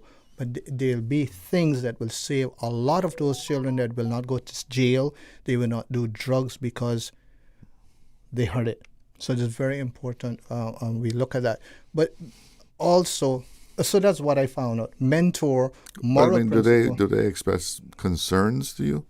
Or what well, they feel it. Concerns they have? The concern they have, they feel they don't have a voice or they don't have a purpose, right? And to give you a purpose, you need to hear the voice. Without the voice, you're not going to have a purpose because you could dream till the cows come home, but if no one's listening to you, it's a dream. When I was a little boy, they thought I was depressed. I used to lay on the floor and dream that I was going to be on a radio station, write my book, be on the TV, be a great musician. And that was just a dream. But thanks to Everard Leacock, he's the one that gave me my first break. He had the first live album. I was talking to him the other day. You serious? I think about him all the time because when I meet him, it's not about him. He will say, we pioneered the island with TVs. We pioneered satellite dish. So him and I go way back. He took me on his wings when I was 18. And this guy made a tremendous, he sent me off training. He did this. He treated me like I was a son. Maybe I'm still a son. But it was so good for someone to mentor me with like Everard. In this life is not everything I am going to do that turn out 100%. So I'm not here trying to say he was 100% or you were 100% or not. But we strive to do what is right, set morals and stuff like that. But I would like to thank so many people for this. Woody from Foster's really been helpful. He is, the one cent is out of his pocket now, so I can't get any more. Rose Myra from Kim and Brack. Rose Myra has been a blessing, a tower in all of this. I thank God for her praying and coming part of it. The love that she has for young people is like myself. She said, even if I don't be part of it, you can't give up on the young people. All right? So that is very good to have that drive from her. You would thank the Keno in Kim and Brack. Very important. Donovan Dilbert at Alexander Hotel. Thanks. It's people like that really see the vision and say, we want to be part of it. So it's very, very good what's happening. Moses O'Connell also sees some of the vision, and sometimes he sees when he's too busy. So I thank the Brackers when I go up there. It's open arms. They ask me to come there and live. They say if you can do this, but obviously my navel string was there, but my roots now in Grand Cayman, so I have to stay here. But it's Chalo. No one paid me to do this. And since last year, August, I probably 6 or 7 trips to Kim and Brack. And I'm getting ready to go. I was going this weekend because they're having something this weekend with the young people. It's competition or some talent. I can't make it. And next weekend they're having a big show again Saturday night. And then we having our program at Alexander Hotel next week, Sunday evening at 5 o'clock, bringing out the people, refreshment, some good stuff. And we got to talk, and I'm going to share some stuff.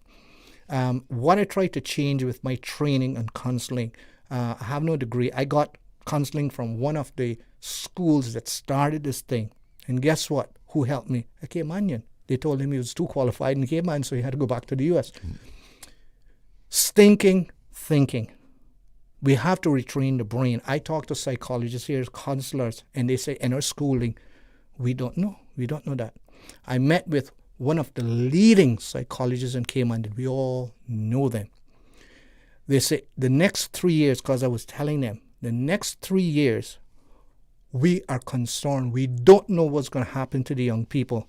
Medicine and counseling is not going to help this thing. That's what they're telling me, and these are the people they're bringing in. And some of these people on medication too, because I know too. So the point I'm making, we're working at all these leaves, keeping us busy. Let's go to the root and see what is causing the leaves to turn brown. And if we can fix the root, we would not have to address the cause. So have you discovered what the cause is? Well, one of the things that they told me, which I know, I'm a nutritionist, they say some of the major problem is nutrition. Babies being born and their brain is not fully developed because they're lacking nutrition. Now, there's a talk show I would like to do, separate of where you're going to get your nutrition, how to go about it, because they will say organic and they're planting on the land 20 years. The land have no more nutrients in it. When I was growing up, they plant east this year, west next year, north, then south, then start over. After 7 years, the Bible says, you can't plant. The earth need to gain back the nutrition. Scientists has discovered now after 8 years, there's nothing left. So you're eating green stuff, or the cows eating grass, nothing from the grass. So they was, we get your protein. Well, Adam and Eve was eating fruits and they got protein too. So, I mean, we're not going there. But the point I'm making, there was, where you get your protein, well, you're not getting from cow anymore because there's very few cows are eating grass. They're pumping all kind of stuff. So all you're getting full up with cow's meat, stay in your stomach all 3 days. They say creating colon cancer now, and you think you're getting protein. And lacking protein is very serious also. You need that for the brain. So it comes down to bad nutrition? But, well, I'm telling you what they say, but I discovered this looking at other people. Bad nutrition. They did a test with 300 pregnant ladies. One on good nutrition, high vitamins and minerals, high doses, and one just regular. You're clear getting into the stats. The one on the good nutrition, the babies was like 10.5. The ones on the bad regular nutrition, the high score was 7. You're going to get ADD. You're going to get bipolar because the brain is not there. In the next generation, you think it's bad now. They're telling me, they say the next 3 years, they don't know what's going to happen. And these is pros that we're bringing to the island. And that's what they're telling us. I go to a place and say, remember the doctor to tell you, take your medication, take it. No, that's the leaves. That's the problem. Because medication doesn't heal your medication. Google it. Having no nutrients. It just treat the symptoms. What heals the body is nutrients, and you only get nutrients from God's natural stuff. You get it from cow. Cow eat the grass. Cow's not eating any grass anymore. You're not getting it. That's a Are you vegetarian? I've been plant-based for 27 years. I go to the gym. I go swimming. Same evening. Yeah, energy like crazy. And I'm helping people now. Even Rose got to give her testimony. Her life turned around. She was on medication. Rose, you know I can say this, right? And the medication that she was on so long that they say you can't take it all the time, right? For a particular reason. You can't take it all, so much side effect. She's off that medication, feeling better. The problem is being healed. It's amazing. She said, sometimes I take the medication all 5 days. It take the work and I had a problem. Sometimes she feel a little symptoms and she take the herbal stuff and all 5 minutes she say, I am fine. I can move. I can get up. I have energy. I can do this. I'm thinking, it's God natural stuff. And if God cannot provide it over doctors, then God going to have to come off his throne, give it to man and say, you rule this thing. Now we need doctors. Thank God for doctors. But medication should be a crutch because it doesn't heal. So you talk about being vegetarian to the young people also? Not really, because my agenda with them, I don't want to go there and tell them you got to stop eating this and that. That is not my focus. My focus is giving them a purpose. Once they get the purpose, I plan to do a 3-night, bringing some people from Canada on nutrition in Cayman Brac and Grand Cayman. And they train psychologists, doctors, and everything how to provide the right nutrition out of Canada. And it's proven after 20-something years. So you were talking about some fundraising. Yeah, thanks for reminding me about Charlo. Yeah, for the studio and all of that in Cayman Brac. Remember, it's not Darrell Dacres. I'm going next weekend. I need money to go. Yeah, but I'm going. So if you have some change in your pocket, Jesus is coming soon, and you're not going to be chasing them down the road. Yes, you need to save. But if God should touch you And believe me, God is going to touch you if you want to be touched. If you don't want to be touched, he just going to say, no 120 years, and he sang a song. Just sat back. He got enough. So if God touched you and you say, listen, my heart goes for these young people. What can I do to help? Don't give me the money. Just see what they need. If you want to say, okay, here's a studio. The studio is probably about $25,000 plus modifying the inside the building. And you say, I want to pay that. You don't have to give me 1 cent. Just make out a check or your credit card to the stuff you need, not 1 cent. But we have to mentor these young people and let them know we care and love them, because the next generation, you and I, if we're living, we're going to have to put our bars to our doors. Remember what I tell you. So we need to get them now and say, hey, these are special people. I told them this morning, if you come from Dog City, East End, West Bay, regardless where you come from, we're all one. It doesn't matter how many money, because when they're taking you to that graveyard, the seam worm's going to eat the little guy that's on drugs. Is the seam worm's going to reach the people that have $10 million? Seam worms. You don't go and bite certain worms to eat you when you go there. So we have to see this, because on our dying day, we look and say, I'm nothing. So don't be up on a high horse now and say, because one day you're going to get off that horse and be on a pony. I'm telling you. Rockefeller, the richest man in the world, when he was dying, said, I'll give all my money if I could get health. Get what? Guess what? He died. So we need to utilize the gifts that God has given us. The gifts is to help us and others. And oh, what a joy we get when we do that. When we start doing that, Jalo, we never get up in the morning wondering how much we're going to make. We get up, who I can help. And by helping, you get ideas and you start making more money. By the way, I wrote a song to send to Donald Trump too, called Trump is Trumping. And I wrote a song for the governor here. And in my opinion, one of the nicest governors we ever had. I think she's leaving or she left or something. So I wrote a call, Caymanian Sway. Very funny song, so that will be coming out soon. You will be talking about that, and then the song for Trump. Sooner or later, I'll get. Gotta wrap it up. Sooner or later, I get so much money, I don't need to ask for donations. I just spend it myself. Okay. Charles, thanks for it's blessings. Thanks for having me here again. God bless you all for having me here. Thanks to Radio Cayman. All right, Daryl. Thanks for coming by. Thank you. It's 2:00. Let's check in with the newsroom. Little Cayman Bright. Cover me. Radio Cayman in the Cayman Islands. From Radio Cayman's newsroom, this is Headlines. The headline news is brought to you by Kirk Market. Students go head-to-head this Saturday at the STEM Racing Cayman Islands Nationals. After weeks of designing and testing their cars, it all comes down to race day. The event runs from 9 a.m. to 4 p.m. at the John Gray High School gym. Good afternoon, I'm Dion Anglin with your headlines. In news elsewhere, climbers on Mount Everest are on hold after a massive, unstable block of ice cut off the route above base camp. Nepal's icefall doctors say the 100-foot Serac near Camp 1 is too dangerous to bypass. They're waiting for it to melt before reopening the path. And sources say FIFA has no plans to replace Iran at this summer's World Cup, despite a proposal reportedly raised by a U.S. special envoy. Questions had circulated about Iran's participation due to the ongoing conflict involving the U.S. and Israel.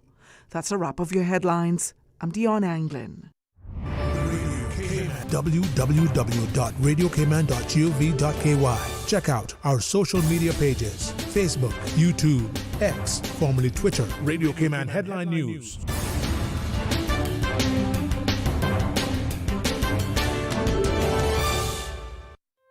Looking for fresh, healthy food that's full of flavor?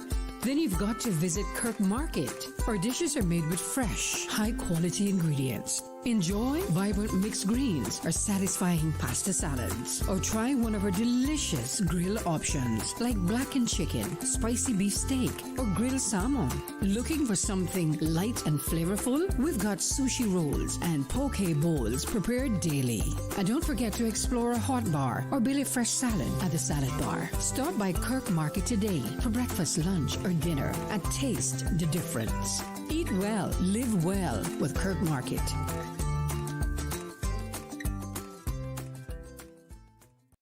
Accidents and illnesses can strike without warning. Ouch! When it comes to urgent care, every second counts. At Doctors Hospital, we have a dedicated team of experienced doctors and nursing staff available to you 24 hours a day, 7 days a week. Don't waste time in an overcrowded emergency room when you need urgent care. Whether it's a broken bone, a severe infection, or a sudden illness, trust in Doctors Hospital's unwavering dedication to providing the best immediate care. For complete urgent care when you need it the most, choose Doctors Hospital, located in Georgetown, 16 Middle Road. Freedom, Cayman Brack.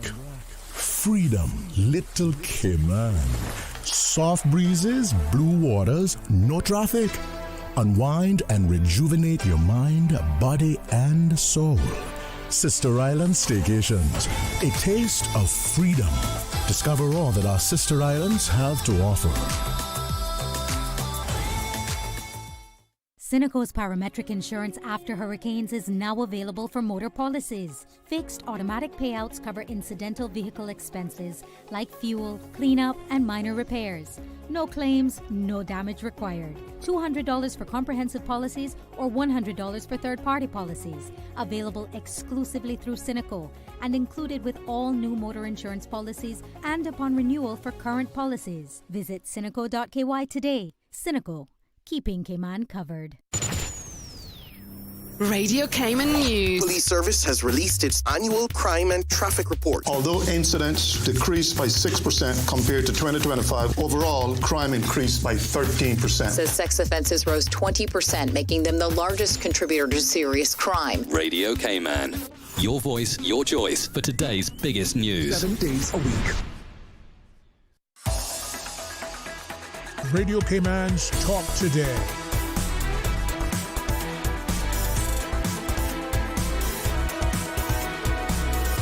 What is on your mind, Cayman? Welcome back, and here's the current weather conditions. It's 85 degrees here in Georgetown. It feels like 92. Winds out of the southeast at about 7 knots, and forecasts for the rest of the afternoon is scattered showers, and that's the same for this evening and tonight, with winds 10 to 15 knots out of the east, and seas moderate with wave heights of 3 to 5 feet.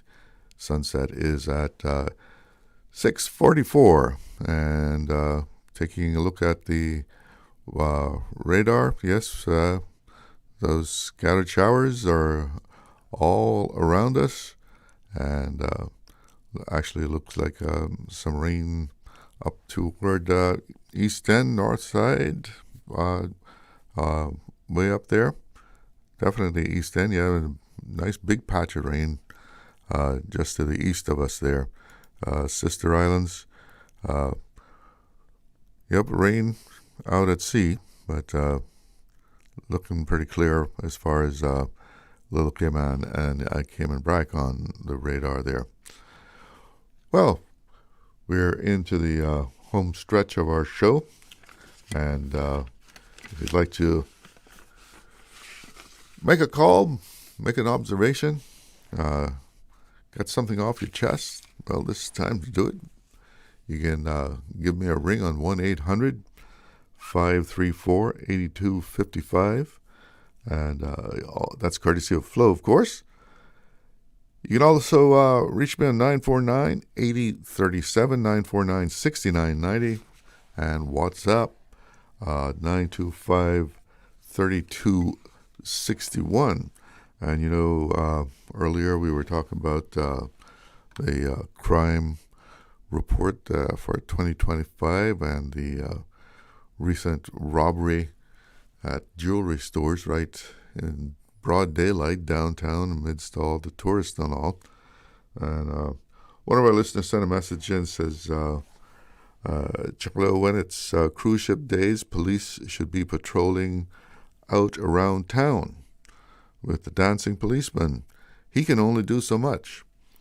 Don't we have a big police force now that some can be on the roads and have some on foot around town when ships are in? On a little weather report from West Bay. It's cloudy east of West Bay. Well, yeah. And some of the shop owners down there, especially the jewelry stores, of course, they're calling for more police presence.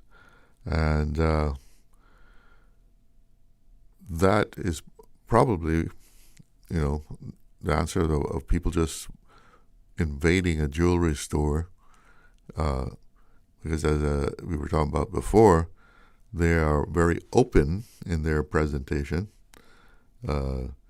It's not just a door that you go in, but, they try and accommodate as many people coming in as they can, a lot of them down there. So if police are actually patrolling on those streets, it would probably be a deterrence to, people trying to just do robberies in broad daylight there. And not to speak of, tourism is one of the pillars of our economy. Stay over tourism more than cruise ships, but cruise ship tourism has been, coming back. Everybody was saying that without a pier, of course, that we were going to see the death of cruise tourism. But people like to come to Cayman. Yep. And cruisers like it. I've heard some of them say it myself. I mean, they want Cayman to be on that Northwest Caribbean itinerary. So let's not have people robbing stores down there, driving them away. And the commissioner in that news conference said they're going to be looking at even having a substation in certain spots and a dedicated unit. He was saying they were going to have a dedicated unit, especially for tourism areas. We have a caller on the line. Good afternoon. You're on the air with Talk Today. Good afternoon again, Mr. Charlo. Yes. I would talk to you about what I was saying before, because that is people. But anyway, is it a good spirit, or is it good spirits that cause people to do some of these things that they're doing related to crime? Is it good spirit? There's a number of things. So. That's a very broad discussion. I don't know whether spirit has anything to do with it. Because usually after some years, a lot of people try to turn to God because they realize that they've been making some mistakes. I don't like to get too much into it, but I know what it was to be young, their age, and there are times when you're drunk by spirits. The spirits have you hypnotized. Like and what, they make you go rob a store? Come on, come now. I can't say that. But I know that some people are under certain powers, and maybe they're under drugs. Well, that could be so too. But that's not a godly thing either. So I don't know, and the thing about it is, but I wanted to say something about like the psychiatrists and stuff like that. When it concerns a lot of young people, they need to also, I think they need to work with priests and pastors. Okay. That they can find out, is the person truly mentally ill, or are they under certain kinds of demonic influences? All right, we'll pick this up at some other time, okay? Yes, sir. I know. Have a good afternoon. Have a good afternoon. We have another caller. Good afternoon. You're on the air. Hello. Hello, are you there? Yeah, hello. Yes. Hello. Good afternoon. Can you hear me? Loud and clear. Yeah, you were talking about the cruise ships and the visitors. You know, I always ask whatever visitor I come encounter with when they say they've been here before. Mm-hmm. And I ask them what make them return back to the Cayman Island. They say the safetyness and the cleanliness. You know, so Cayman is a beautiful place, and the cleanliness is just a big drive for them because they make sure that when they do a cruise, that the Cayman is on that list for destination. Right. So if all of this foolishness is going to continue, what's happening, we're gonna be in a shock of our lives when it comes to tourism, because that day when the cruise ship was visitors around that area, and a lot of them witnessed stuff that was happening. Mm-hmm. And what did they do? They ran back across the street over to Royal Pier and went and board their ship. You know, if they even want to buy something, they couldn't buy it. They left. They just got frightened. You know, exactly. And I'm gonna tell you right now, when there's all 4 and 5 cruise ships downtown, when I get to Shaden Road there by the what you call it, the corner to turn left or right there by the museum, mm-hmm. and the people by the galores, and I take my phone and I call the police department.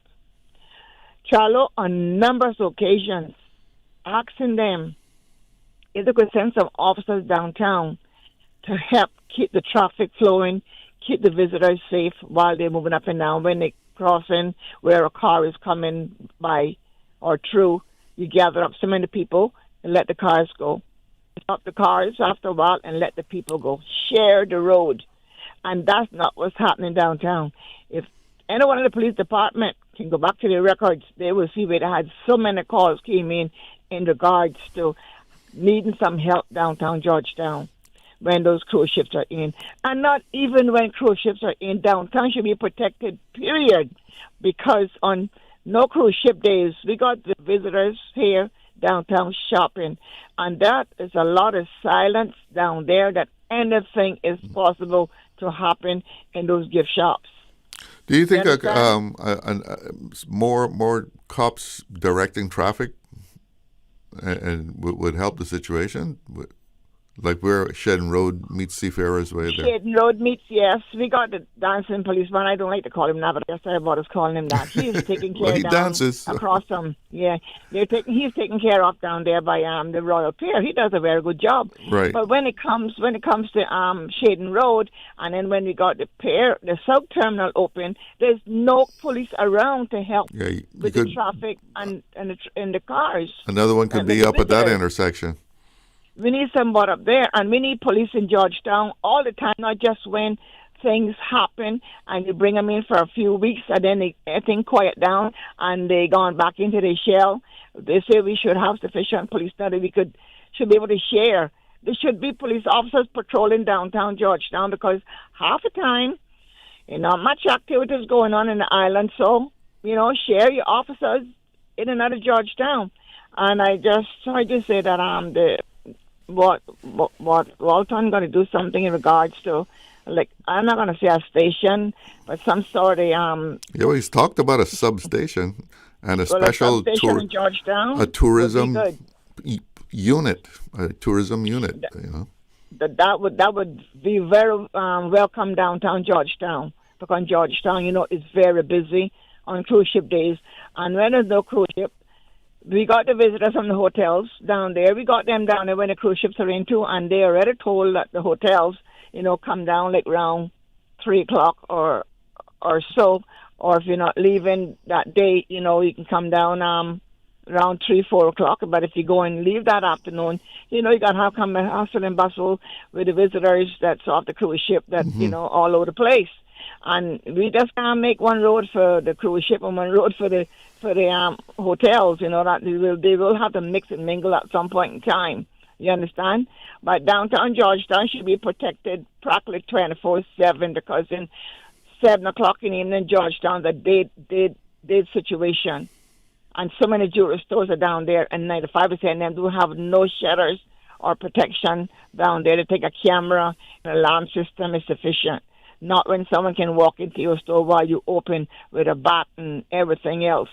And I say, Mr. Glidden, anyone who's doing these things, it has to be more than charging them and putting them in our prison and feeding them for 5 years or 4 years.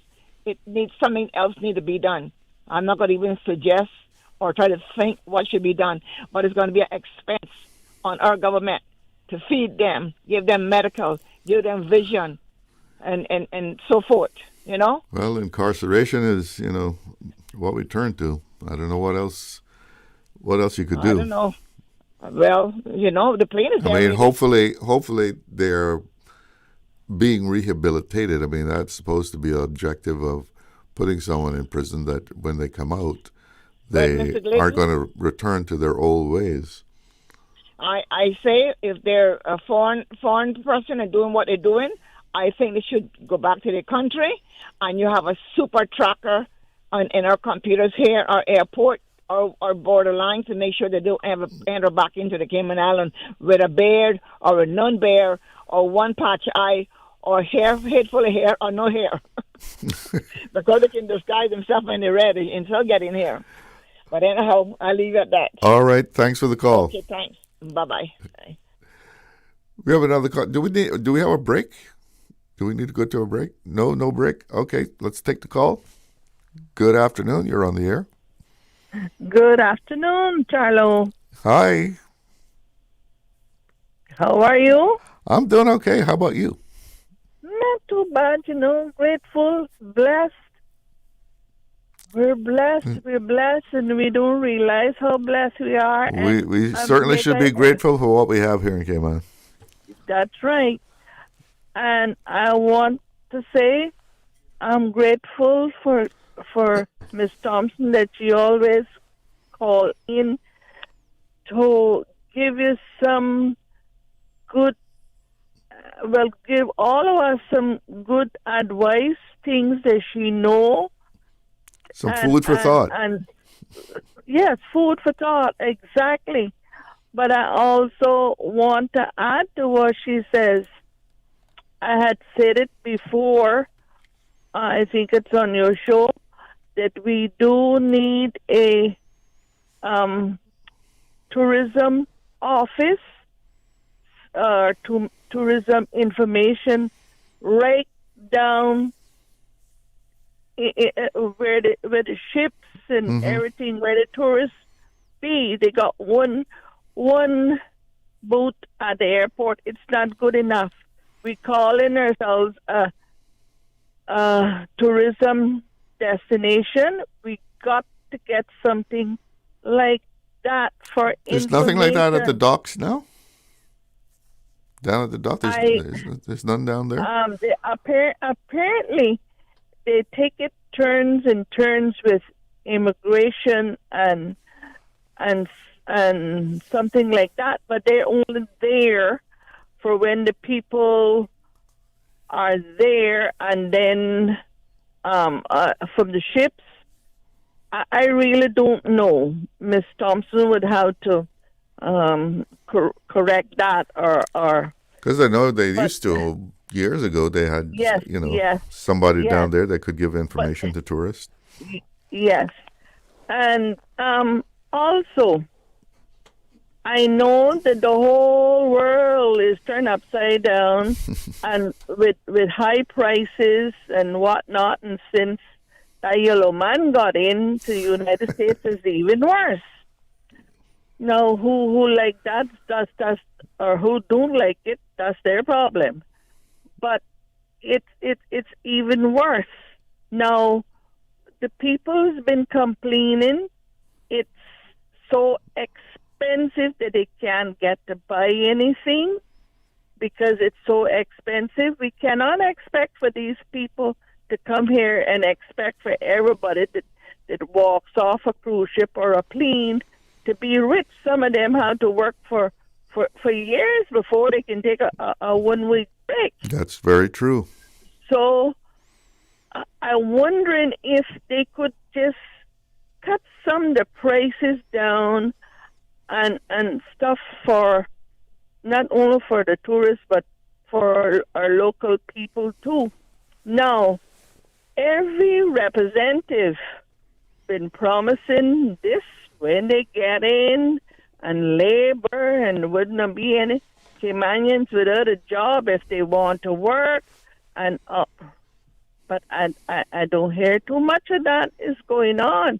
I just hear a lot of sweet talk, but not too much of it going on. Now, every government has been promising, the last government, or the government we have now, has been promising the same thing. Then another little subject I want to touch on that I've been touching on for years and years and years from 2004. Every year we have 6 months of hurricane season. Mm-hmm. Up till now, when McKeown Bush was in there, he promised them 2004. He says, oh, yes, that's what we need, especially the West Bay. At that time, we didn't have the big population that we do have now, and especially in West Bay. And we still not got any hurricane shelter. You wouldn't say that you can't say that the John Cumber School Hall is going to hold all the people that need to go to a shelter, nor the John Gray Church Hall, nor any other place.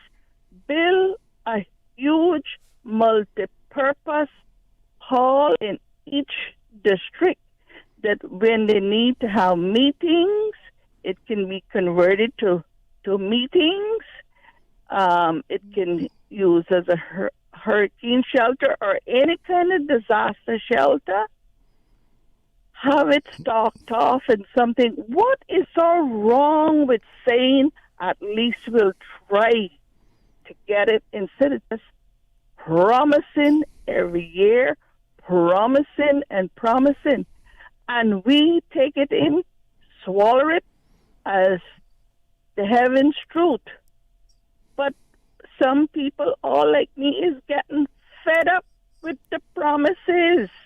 I don't expect for the government that just got in now to get everything the same year, but make some sort of plan to make our elderly or our people feel a little bit better than just election time when they think every year we can speak about them because we can just swallow it and take it in.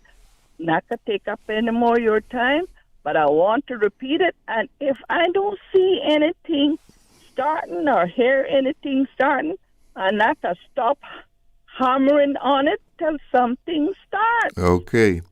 I got a caller that I got to try and get in here before I run out of time, but okay, you make a very good point. That much. is a very good point, and I know it's a concern of certain people about the population and the amount of shelter space that we have. Let's take our final call. Oh, did the call that was online, it dropped? Oh, okay. But yeah, that is a concern because the population is I needn't tell you increasing. It seems every week we hear the work permit numbers are up, and people need a place to go.